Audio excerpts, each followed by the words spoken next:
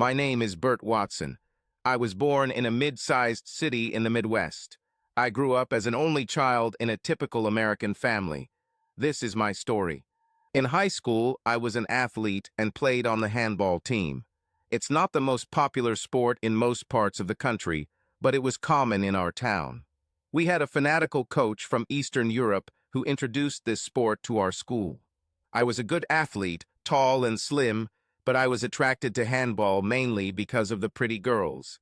Did I mention that the women's team trained on the court next to where we trained? Did I mention these girls were beautiful? Our coach was smart enough to make us train next to them every day. This has certainly attracted many of the school's best athletes to join our team. A real honey trap. With this motivation, I eventually became the team's top scorer. There was a girl in our class named Melinda Brolin who played on the girls' team. She was beautiful, tall, blonde, with stunning gray eyes. Melinda and I became friends during our senior year of high school. Melinda was excellent at math, and I was good with computers, so we had a lot in common beyond handball. She thought I was cute and funny, and we became a couple. We lost our virginity to each other over the summer. We were lovers all summer, but after a few weeks, Melinda told me that since we would be attending colleges in different states, it would be better for us to break up rather than try to maintain a long-distance relationship. I was upset at the time, and we broke up then. I was lonely the last month of summer. After breaking up with Melinda, my neighbor Tim Vaskawa hired me to help him build a pool in his backyard. He offered me some money and free use of the pool once it was completed. I needed money to fix my old car, so this was perfect. Tim took a couple of weeks off, and I helped him build the pool. His wife Susan always brought us something to drink while we worked and cooked us lunch.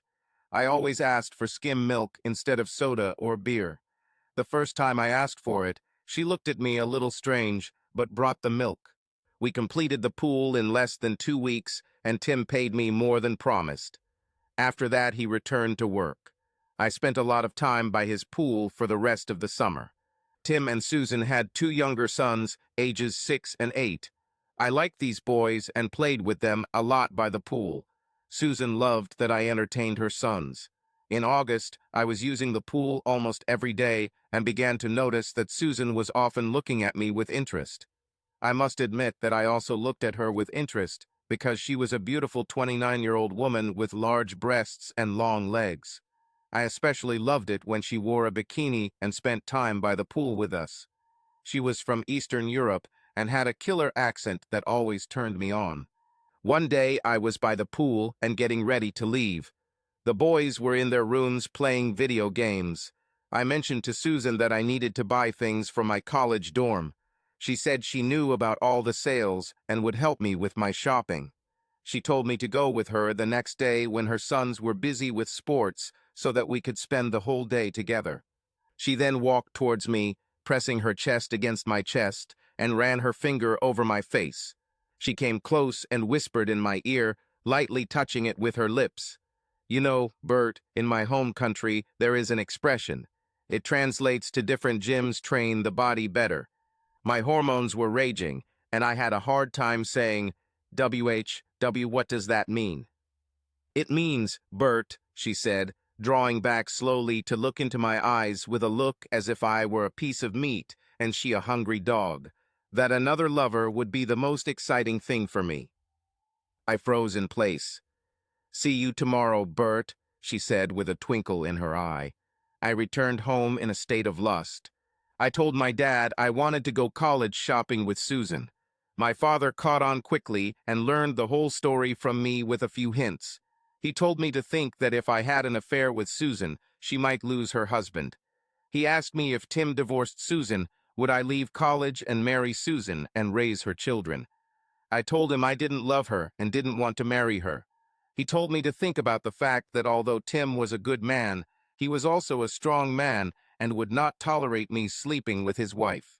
He told me to think about the fact that Tim, as a man, would probably beat me up if he found out that I slept with his wife.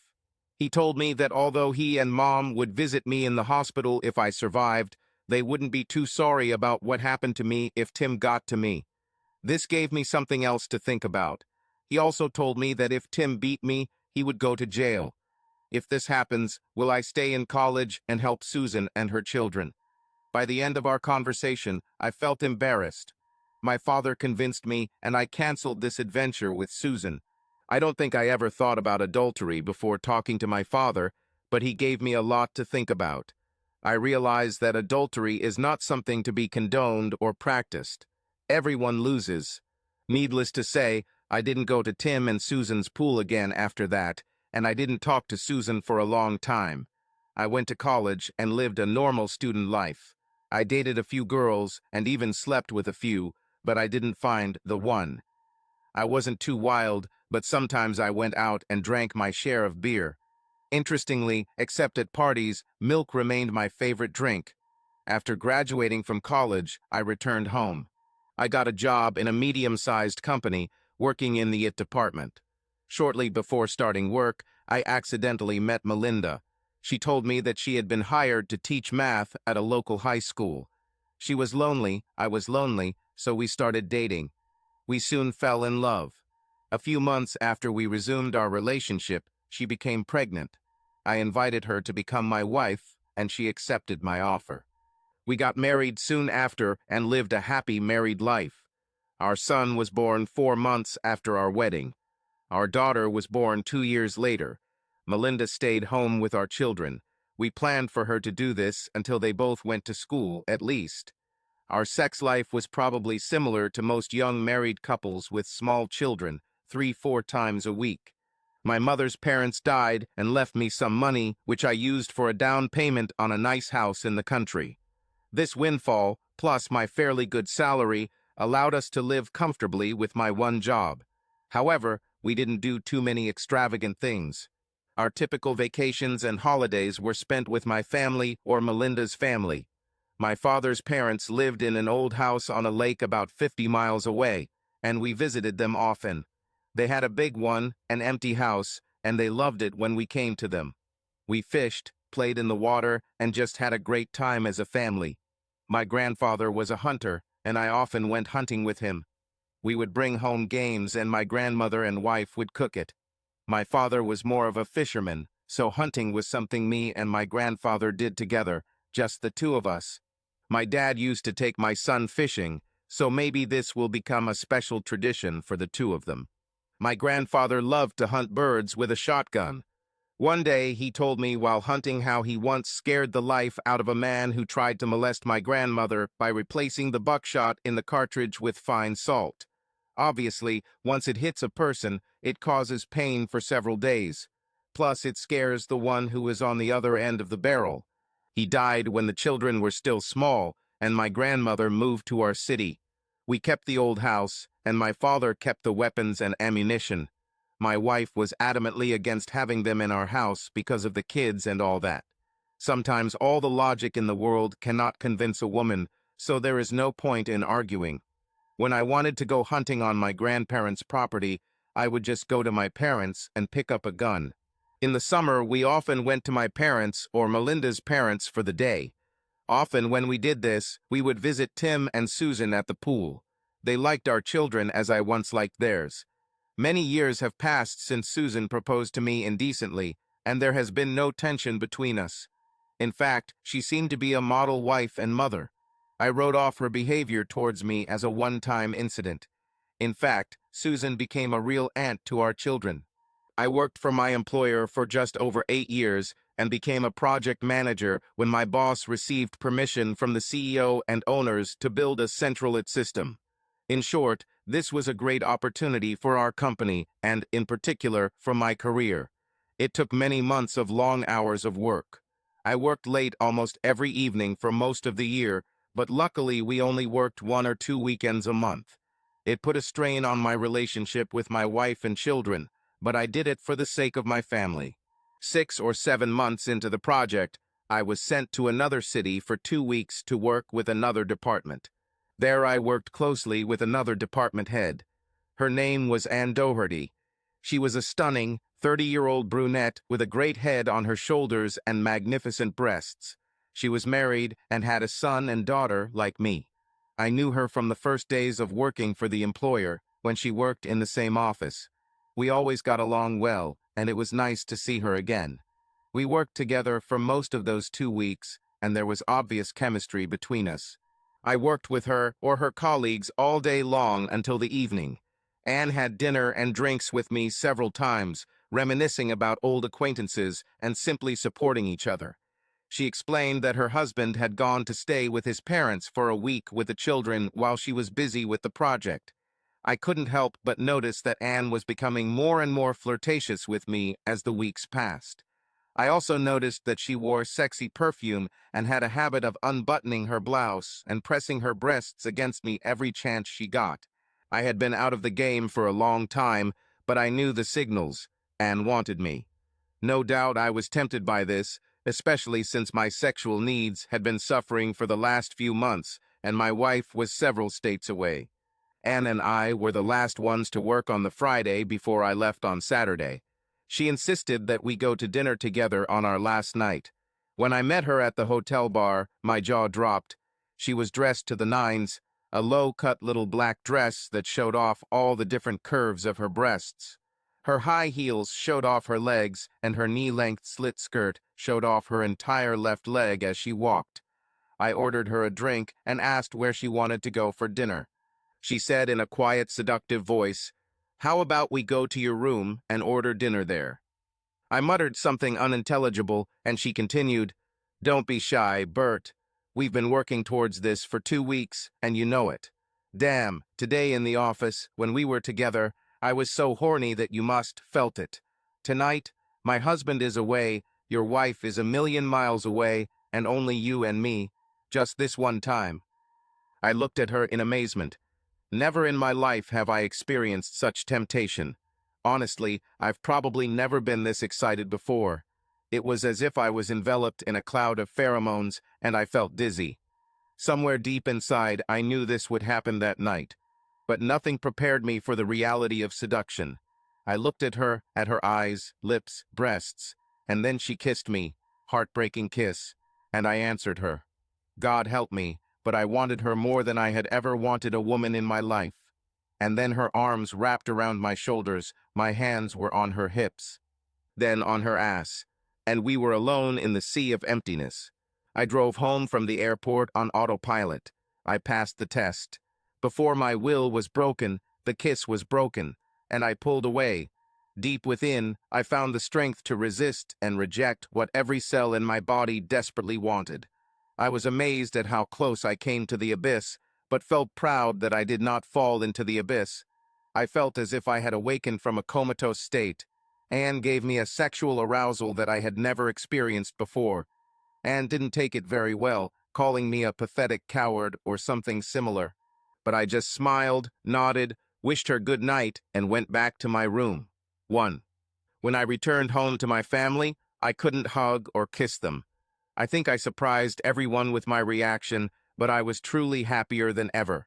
On Saturday and Sunday nights, I had long, passionate, tender sex with Mel while the kids slept. She was happy with me, and we renewed our vows of love for each other that weekend. I decided to pay more attention to my wife and children, even if I had to work crazy hours. On Monday, I returned to work, reported to my boss about my 2 weeks away, sorted out my mail, and went home at a reasonable hour for the first time in months. Mel was again surprised by my early return. I joined her at our son's handball game, saw him for the first time this season, chatted with other parents, and had some quality family time. After that, we went for pizza. That night, I made love to my wife for the third time that weekend. For the first time in a year, I'm sure. "Wow," she said, wiping the sweat from her brow after our second round of love. "If I hadn't missed you so much when you were away, I would have suggested that you go away for 2 weeks more often." "I just realized how important you are to me," I said, "and I wanted to show you how much I love you, and I apologize if I haven't shown it enough in recent months. Honey, I know you do this for us, but it's nice when you show it like this. Now let me show you how much I love you," she said. A third round of passionate sex followed, again for the first time in a long time for us. A few days later, Anne called. She was flirtatious and elusive, but I sensed that she wanted to know if I had changed my mind about her proposal. I told her politely but firmly that I did not regret my decision to refuse, and that I would not cheat on my wife. She apologized for her persistent behavior. I told her not to worry about it and assured her that I would remain silent. She expressed gratitude for this, and then sounded embarrassed by the whole thing. I told her that she would seduce me if I were a bachelor.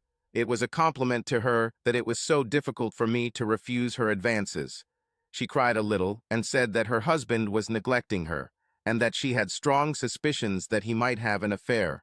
She said she had never cheated on him before, but she liked me, was attracted to me, and thought I was the perfect person to get some attention, affection, and affirmation of her attractiveness. I told her I understood that. I told her I didn't want to interfere in her relationship, but I wished her well. A few months later, I was sent back to Anne's office for a week of meetings. Again, I worked long days and evenings with Anne and her team during the testing period. Anne was very civil to me, but I noticed that she had a very close relationship with a young colleague named Jeff. One evening at the office, I went to the bathroom in a nearly empty office building, and when I came back, I found Jeff stroking Anne's ass and whispering in her ear. Anne noticed me at the door and sort of pushed Jeff away. She had the tact enough to be a little embarrassed, and I had the tact enough not to talk about it. I was glad that Anne was not my wife. A couple of months later, our big project was successfully completed, and I was expected to receive a promotion and a raise in salary. This made me happy, but I was even happier that I would be able to return to a more normal work schedule. My boss sent me and several members of my team to a week-long workshop in Jacksonville, Florida. Never before or since have I seen so many attractive women with such large breasts per capita as in Northeast Florida. Surprising, really. I met a lot of people from different companies. One evening, I was in a hotel bar where a seminar was taking place. I was the youngest at the table, only 29 years old. When I said this, one of the guys at the table asked if the first wave of divorces was starting among my friends. I asked what he meant. He explained that nowadays everyone gets married in their early or mid-20s and divorces start in their late 20s and early 30s. The rest of the table nodded and laughed. One of the men at the table, an older man in his 50s, said that he had been married twice and that he was successful in his second divorce. I asked what he meant. He said he got burned in the first divorce, so he prepared for the second just in case. He said that he secretly hid some money from his second wife very carefully so as not to be discovered in the event of a divorce. I questioned his honesty, and he explained that his second wife wasn't honest, either when he caught her cheating on him with a pool player. In any case, his thought was that if the marriage were successful, he would have a secret reserve for emergencies and extra money for his grandchildren. But since his wife turned out to be a cheating bitch, he ended up with a secret fund for a fresh start after the divorce. He managed to hide over $100,000, which his wife never discovered. He had started a new life after his second divorce. Well done. Everyone at the table seemed to have their own story about divorce nightmares, or knew a few friends who had been through the grinder. This was a revelation for me. Although I loved and trusted my wife, I began to think that the secret fund idea was a pretty smart move. If nothing else, this could be a great secret education fund for the kids or a nice surprise for the wife when she retires in 30 or 35 years. From that day on, I began saving in a secret fund, withdrawing small amounts each week and requesting that all bonuses be paid separately into separate retirement accounts. In total, this was about 5% of my gross income. Enough to make a difference, not enough to be too noticeable. Life went on. The kids grew up, Mel and I thrived, and I was happy. 3 years later, I met Anne again at a company event. She told me that Jeff, the same colleague, had been her lover several years ago, but that he had moved to California and she had not had a lover since then. Her marriage improved, and she and her husband Jim repaired their relationship for the sake of their children. We were alone at the table, and the loud music allowed us to talk with some privacy. So I joked a little and asked her how it all happened, and her honesty surprised me. "How did you reconcile with your husband?" "It's interesting because I caught him cheating. Jim has a construction company, and one of his employees was his mistress. I confronted him about it and told him to stop. Of course, I didn't tell him that I cheated on him. So you were the engine of reconciliation, huh? Yeah, I guess so. After I confronted him about it, he broke things off with her and asked me for forgiveness. I said I'd try, but we needed to go to a marriage counselor. That was my best idea. But you were never honest with him. True, but he was a worse cheater than me. We worked with a counselor for several months in family and individual sessions. We solved our core problems, which were more serious than the cheating itself. So no, I didn't fully confess, but I also didn't hurt him too much for his cheating. I just wanted to fix us at that moment. I think it's easier for sinners to forgive each other. I noticed. Anne looked at me thoughtfully, then said, "Exactly." The counselor was smart, and he figured out that I, too, had cheated. We talked about it in my individual sessions, but he kept my secret from Jim. He agreed that my cheating was related to self-esteem and acceptance, perhaps even revenge, but my infidelity was not the problem in our relationship. The lack of care and attention for each other was the problem. Besides communication and prioritizing time together, he also recommended an interesting sexual practice that helped save ours: marriage. Really? That's interesting. I prodded. You see, this is kind of awkward to discuss, but I trust you. Part of rebuilding our intimacy and emotional connection involved a very primal physical connection. What could be more primal than sex between a man and a woman? I asked. Anne said, blushing a little, "Well, the marriage counselor recommended Anner sex to us, and we are now an Anner couple." Anner? It's an acronym. It stands for Adult Lactation Relationships. What the? I was confused. Adult lactation relationship. This is an intimate connection between a man and a woman. In addition to our normal sex life, which, by the way, has never been better, it also includes regulation ardent sessions of my caring for him.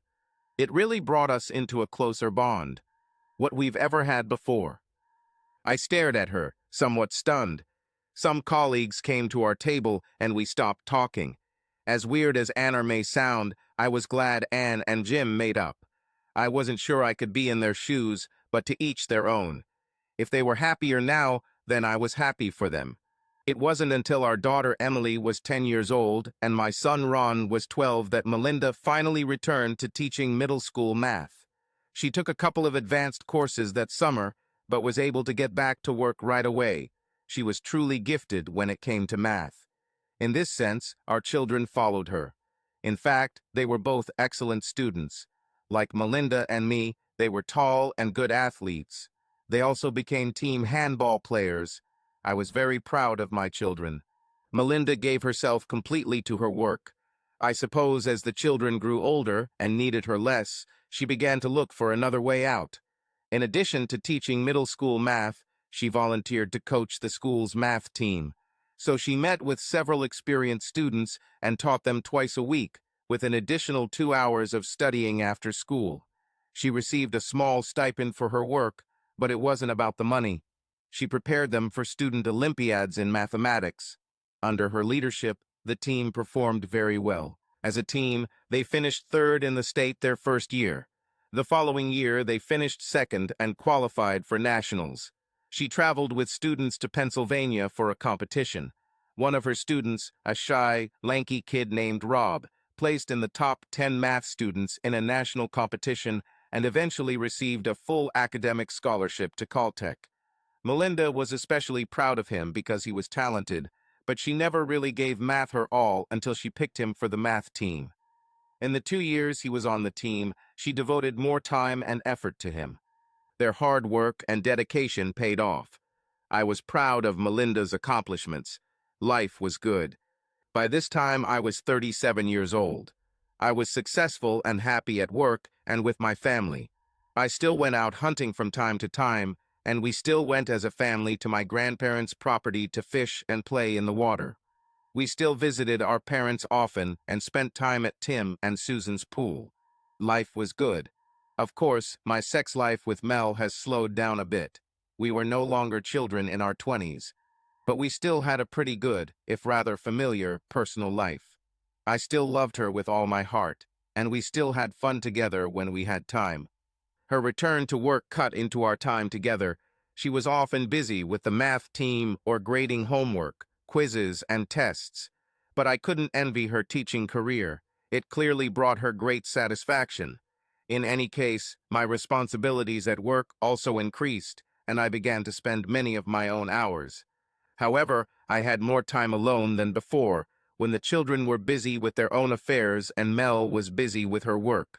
I have always liked fiction, and I discovered online sites with stories.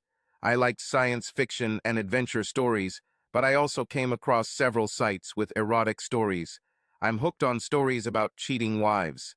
Not fantasies about jerks and cuckolds, but dramatic stories about cheating wives. To be honest, it has become a minor obsession for me. Every day I scoured new content, searching for stories of love, loss, and betrayal. I took pleasure in getting revenge on cheating bitches and cheered on husbands when they rose from the ashes, moved on, and lived their best lives. Although my marriage was strong, I had seen enough of my friends go through the meat grinder of divorce that I could sympathize with their plight. I must admit that reading these stories hooked me. I guess if you read too much of this stuff, you'll get some crazy ideas in your head. In any case, this happened to me. Although I trusted my wife, I had minor suspicions. Telling myself I was doing it as a joke, I even secretly tested my children's DNA. They were mine, it's okay. And yet my suspicions did not completely subside. I read more and started thinking about bugs and webcams for secret surveillance. I bought these tools from my secret accounts, and I connected these electrical gadgets to a dedicated personal server in my office. Schools were closed for the summer. Ron and Emily left for summer camp at the same time. Melinda was at home most of the day. I collected bugs and webcams in our house and activated the recordings. I checked the activity for a few days without finding anything out of the ordinary and started to feel like crap. Why did I do this? Why did I invade my wife's privacy? Because of paranoia from reading a bunch of stupid stories? I stopped my madness and forgot about the surveying instrument. Around this time, a rather large project landed on my desk. I've been very busy for a couple of weeks. After we finally completed the project, I returned to my office, shuffling papers and fiddling with my electronic files. I remembered my geodetic project. I intended to ruin this whole crazy operation, but I decided to look through a few files just in case. I looked at them and almost fell out of my chair in surprise. It was literally the first tape I watched. My loving wife had a lover, a recent high school graduate, a star on the math team, and a future Caltech student. This little bastard apparently lost his virginity to my cheating wife. It was a whole seduction routine where my wife was his sex teacher. It's not lost on me that this is very similar to the Susan episode of my youth. Except this bastard actually fucked my wife. I watched a couple more videos, and indeed, they had sex several times at my house while my children were at camp. I didn't listen to everything, but it was clear that my wife was very interested in little Robbie and not just in his brain. It turned out that my wife had taken her tutoring to the next level. It was clear that she intended to end things with him after their 2-week date, but that was not a mistake. I was furious. My first idea was to kill them, but I allowed myself to calm down a little and realized that I didn't want to go to jail. Besides, I was not a murderer and could not do this to my children. My next idea was to find a way to frame my wife and send her to prison for several years. Obviously, I had to think carefully about this whole situation. I instructed my secretary to put all my calls on hold, cancel all appointments for the day, and not allow anyone to disturb me. I closed the door and carefully studied the voice files. If the affair had started while Robbie Boy was still in high school, my wife could have been fired and maybe even arrested. But it turned out that their brief romance began only in that 2-week period after its end. So maybe there won't be any criminal charges or guaranteed dismissal, but I could be a vindictive bastard and expose my wife to our community as a cheating bitch teacher. Best case scenario, public humiliation for her, and she'll probably lose her job and her teaching license. but I didn't want to humiliate my children. They didn't deserve to be collateral damage in all of this. The same went for her parents. They always treated me well. I listened carefully to the last few recordings and realized that they were planning the last meeting. "I'll see you tomorrow." Damned. Thoughts of reprisals flooded my mind again. I had a hard time forcing myself to calm down. Although I didn't want to share the video of my wife cheating, I assumed she didn't know it. This way I could blackmail my future ex-wife and get better divorce terms. This would give me some satisfaction and justice. But Robbie also needed to be taught a lesson. I remembered my grandfather's decision in a similar situation many years ago. I took the day off and called the best divorce lawyer. I made an appointment for the next day and took 2 more days off. I went to my parents and told them what I found out. Some time later, my father found me in the basement with my grandfather's old shotguns. He was alarmed, but I explained my intentions to him. He eventually helped replace lead shot with fine salt in some cartridges. I also took one of my grandfather's old pistols with me. I called my cheating wife and told her that I had to leave town for work and that I would be back in 2 days. She seemed pleased with my plans. Bitch. That night, I considered my options in a calmer state. Can I reconcile with my wife? Should I try? It seemed like a one-time, short affair. She didn't love this guy, but they were clearly close. However, this was not just an accidental fall. This was planned in advance. It was a sign of her disrespect for me and our marriage. I couldn't live with it. I couldn't stay married to this woman, the woman I'd loved for so long. She ruined everything. Perhaps I was not as good a person as Anne. I just couldn't forgive and forget. Never. I needed to move on, and I needed to get revenge. Since killing an unfaithful wife and her lover was not considered socially acceptable, I had to get my moral satisfaction in some other way. These thoughts swirled around in my head until I finally fell asleep. My children were old enough to come to me, and we could see each other often. The next day I went to see a lawyer, and we discussed my options. Since we did not have a prenuptial agreement, all joint assets will be divided equally. Since my inheritance money was used for the down payment on the house, I was likely entitled to a larger share of the sale of the house. He said the children are old enough for their wishes to be considered in physical custody decisions, but since their mother has been the primary caregiver for most of their lives, she will likely receive primary physical custody. He said there is also a 5,050 chance of physical custody, but only if both parties agree. The lawyer said that the house would remain until the youngest child turned 18, and then it could be sold and divided in half, minus my down payment. Although she had a full-time job, I made significantly more than Melinda and had much more in my retirement accounts. My lawyer said I might have to pay her alimony for a while, as well as child support. I told him I wanted a divorce and that I would force her to agree to my terms. He said that all documents will be ready in a week. I thought my children would be home before then. I went to the banks and organized our bank accounts for the divorce process. I checked the time. It was time to return early. I parked my car at the end of the street from our house, took my gun bag, and went home. I entered the house quietly through the back door. Everything was clean. I sneaked upstairs to the master bedroom. I burst into the bedroom and shot the cheaters who were having sex. I fired both assault charges at them. They literally flew off the bed, howling in pain and fear. I admired my work for a couple of moments. When the 2 traitors realized that they were not seriously wounded, I threw the empty shotgun on the floor and cleared my throat.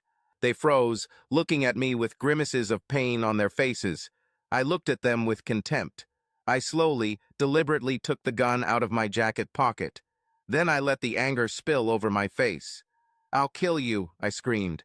The young lover and my cheating wife screamed in fear. My wife and Rob pissed themselves out of fear of death. I aimed the gun at young Robbie. My unfaithful wife moans in a voice full of pain, "Don't kill him." Ignoring her pleas, I deliberately walked towards him. He closed his eyes and cowered. My rage was not feigned. It was nice. Seeing him rolling around on the floor in agony, with tears on his face covered in urine and his ass full of small salt buckshot, satisfied my sense of revenge. I regained my composure. I gave up on this marriage, but I wanted to leave a small reminder to the two cheaters. I waited until he recovered a little. Melinda lay on the floor, clutching the sheet to her chest, an expression of fear and confusion on her face. She was silent. Once he was back to breathing evenly, I put the gun to his head again and said, "You little bastard. You'll learn to stay away from my wife." Rob moaned in pain and begged for his life. "Don't kill me." "Why not? Or are you dropping out of Caltech? If I let you live, are you willing to drop out of college and take care of my wife when I divorce that bitch?" The moaning young boy in love wanted to play the knight in shining armor. "Yes, I'll give it up. I will support her." I shook my head with pity. "Then you are completely stupid. You are a stupid boy if you give up your academic future for a bitch almost 20 years older than you." I paused. "I'm not going to kill you, asshole. I'm not going to kill you or you. She's a corrupt bitch, and you're a stupid child. Neither of you are worth this," I sighed. The air was full of relief because they knew I wouldn't kill them, but they were wallowing in their own urine in pain and, hopefully, shame. I turned to Rob and told him in a cold voice, "But if I see you next to my wife again, I will kill you. You understand me?" "Why, yes, I know." My cheating wife was moaning in pain in the background and crying. I continued, "Listen, Robbie, here's what's going to happen. You won't tell anyone anything about what happened here today. Understood? By the end of the week, you'll be out of town forever. I don't care where you go. But you will go, and you will be gone until the end of the summer. Maybe you'll head to California early to check out the campus. I don't care, but you'll be leaving town. If I see you here after the end of the week, you're a dead man. Do you understand me?" Rob looked at me, and I knew he believed every word I said. "Yes." I thought about the fact that I didn't want to pay my nasty wife alimony or excessive child support, so I decided another directive was needed to protect her job. "One last thing, lover boy. I don't want you to say a word to anyone about your dirty little affair with my wife. If I find out that you told even one person about what you did to her, or about this morning, I'll put a damn bullet in your face, you know? I understand. I haven't told anyone anything about this, and I never will. I promise." I looked at him long and intently. Finally, I put the gun in my pocket and said, "I believe you, Robbie. It's the only reason you're still alive. That, and it's obvious to me that you're just a weak, stupid child. I regret this favor." He shook his head desperately. "Your ass will hurt like hell for a few days, but it won't do any real harm. I pricked you with salt.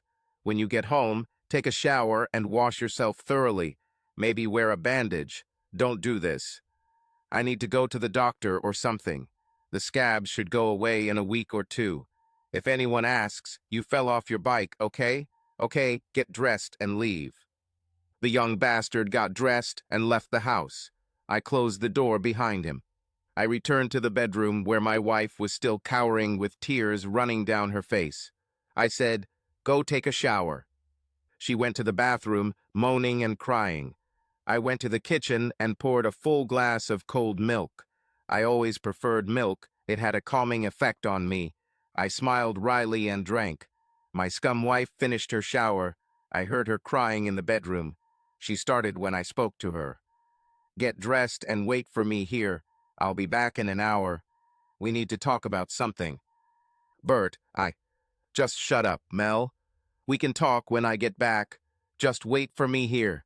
I threw the bag with the shotgun and pistol into the car and drove them back to my parents' house. My father met me there. He looked at me with a question in his eyes. Yes, everything went as we planned.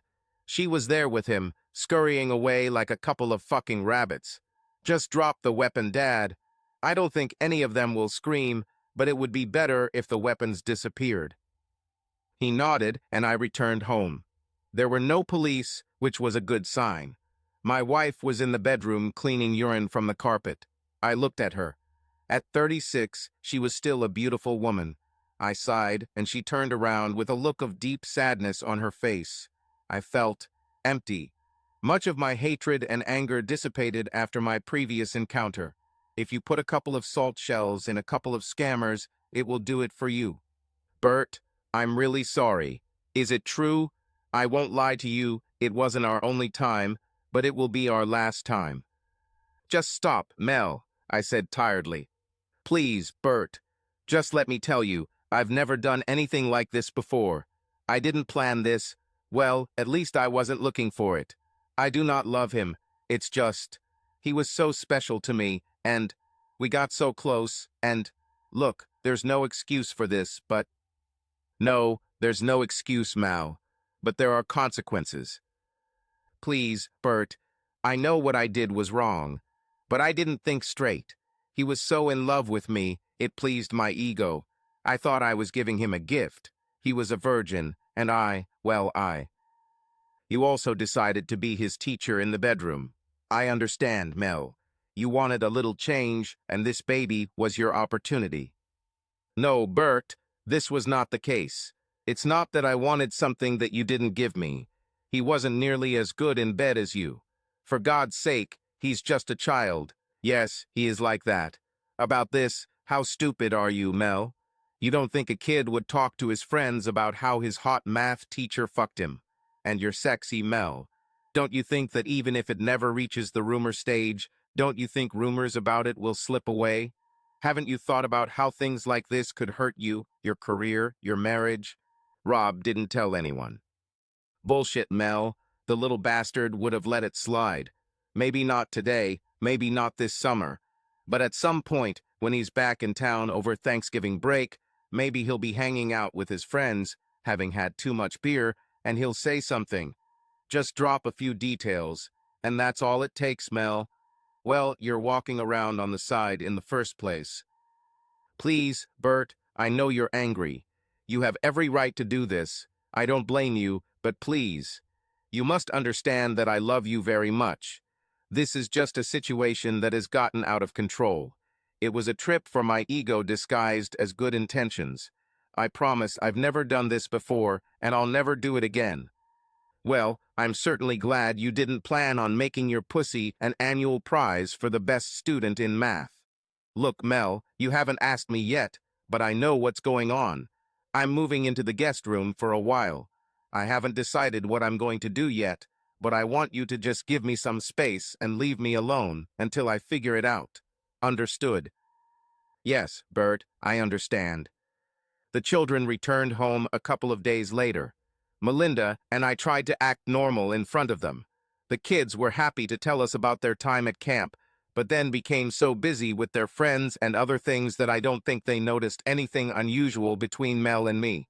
I saw that Mel carried herself with courage, although she was a nervous wreck.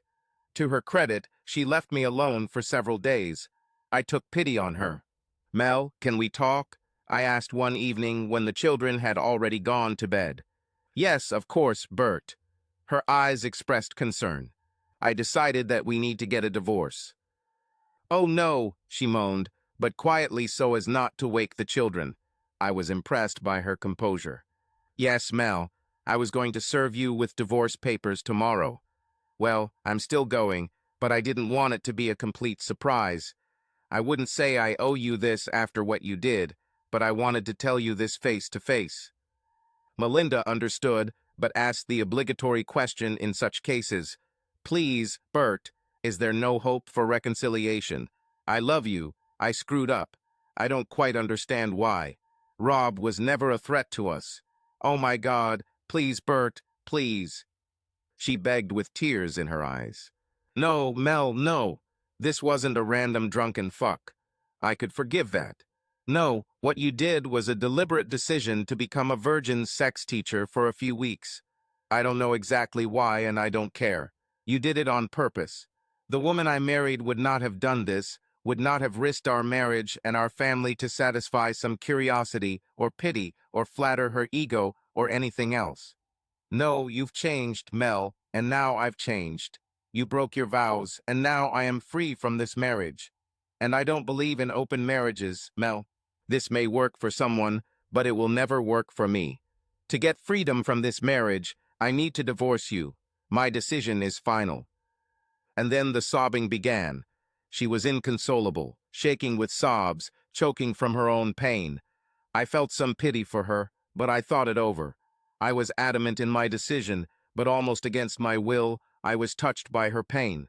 She finally regained some of her composure. To her credit, we can say that she did not delay her pleas. I wasn't sure if she accepted my decision. I didn't know how she would react when the process took its course, but at least she was rational again. I understand, Bert. You are going to divorce me and our marriage is over. What will happen now? Tomorrow you will be given the documents. No matter how angry I am, no matter how angry I was before, I don't hate you that much anymore, and I don't want to completely destroy you. We still have our children. We will be bound by their interests in the future. Yes, we'll still have them, won't we, Bert? She managed to smile, but sadly, and risked looking into my eyes with hope. I wasn't sure what she was looking for, but she didn't find it. The smile disappeared, and she looked down at her hands again. You should get a lawyer, Mel, and have him look into my divorce suit. But I recommend that you accept the terms of the divorce. They are fair, and I don't want to fight you. I have offered joint legal custody of our children with you as the primary physical guardian here in this house, and I will receive unlimited visitation and physical custody every other week, and I will also pick them up for a month in the summer. You work less than me and have always been a good mother to them, so it's only fair that they stay here with you. I suggested standard child support based on our incomes, but there will be no alimony. You get half of our liquid assets, and I get half. I'll keep my retirement accounts, and you'll keep yours and your pension. And when the kids grow up, we'll sell the house and split the proceeds in half, but I'll get the down payment back with interest. I understood. I will accept these terms of divorce. Will you tell our children why we are getting a divorce? I won't tell them until Emily graduates, if at all, and I won't show them the video of you and Robbie. I promise you this. Do you have a video? Yes, and recordings of conversations too. I have all the evidence to destroy you. An expression of fear flashed across her face. Don't worry, Mel. I was prepared to use them as leverage if necessary. But you were cooperative. Stay cooperative, and I promise they will never see the light of day. Tomorrow, we will tell the children that we are getting a divorce. I'll move in with my parents the next day. She made one last attempt. Bert, it will be difficult to live without you. You were my only love. Please. Her voice was weak and soft, like the whisper of a child. I steeled myself. I'm sorry, Mel. After I move. If you need anything related to the house or the kids, you have my number. But what about everything else? My decision is final, so it will be. Melinda started crying again. It was difficult to tell the children that we were getting a divorce. We didn't say anything about Melinda's affair with Rob, and the kids were confused. They cried, and we promised them that it was not their fault, but that there was no chance of reconciliation. The next day I moved in and started a new chapter of my life. My parents were sad about our divorce, but they were happy for their grandchildren to spend every other weekend with them. Over time, everyone got used to it. I haven't dated much. He worked a lot, saw the children as often as possible, and did not devote much time to women. After a year or so, I started to feel very lonely. I tried online dating and the like, but none of the women I met were attracted to me. It seemed that every woman I was interested in was either bitter with men or a woman of easy virtue. The latter category made for some fun dates, but I was interested in something serious and long-term. At random, I researched international dating sites. I had always been interested in Buddhism and ended up on a website dedicated to meeting Laotian women. There I met her. Her name was Leah Bungsuai. She was beautiful, young, and smart. She was a well-educated university graduate from a Laotian school. Her father was a surgeon, her mother a nurse. She was looking for an American. We started corresponding and everything went well. She spoke English fluently. Did I mention she was beautiful? She was tall for a Laotian girl, 5'3", with long black hair, dark eyes, and light honey-brown skin. Small but with beautiful breasts, almost too big for her small body. I was drawn to her. I told her I was recently divorced and had 2 teenagers. At first, I thought it would be difficult for her, but she only wanted to know the circumstances of my divorce. I told her the truth, and she said she would never cheat on me. After months of texting and video chatting, we planned my trip to Laos to meet her. I used my secret money for this trip. I flew into Vientiane via Bangkok, and Laya and my parents met me at the airport and took me to my hotel. Laya lived with her parents. Leia looked better in person than in the video, and she smiled with all her heart when we first met in person. I fell in love with her at first sight. We had lunch or dinner with her family several times during my 3-week stay. We went on excursions with her parents. I also went out alone with Leia, but it was obvious that family was an important part of her life. One day Leia, I, and her friend were in a restaurant. Her friend was a teacher like Leia, and she told me when Leia went to the toilet that Leia had a fiancé who died at work a week before their wedding. She said Leia was depressed for several months after this and finally came out of it. After a few months, Leia still hadn't met anyone, so her friend suggested she try a dating site. She was on it for a few months without any real interest in anyone until she met me.